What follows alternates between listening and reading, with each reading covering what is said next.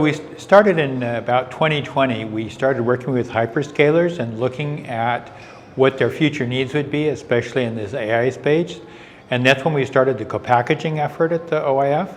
And as time went by, we realized that we're looking at a broader range of energy efficient solutions, which is more than just co-packaging. So we renamed the group the Energy Efficient Interfaces group.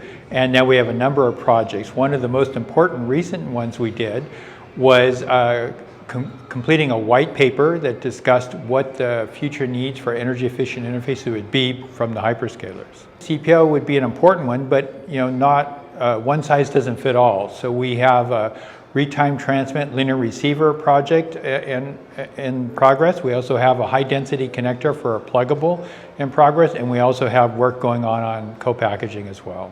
We have a broad range of participants. We have end users directly involved, and we have all the way down to the supply chain, down to, say, laser manufacturers for the LSAP. So a very broad range of participants that are coming together to find the optimal combination of solutions to make something practical. The important thing to think about, if you take a look at the state-of-the-art AI training cluster like NVIDIA released recently, they have over 5,000 differential pairs copper cables in the backplane.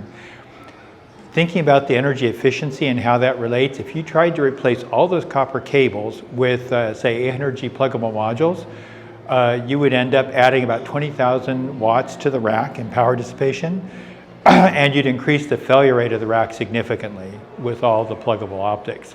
So the goal really of the group is trying to find the sweet spot balancing energy efficiency, reliability, and cost, and also latency to find the best solution for these various applications.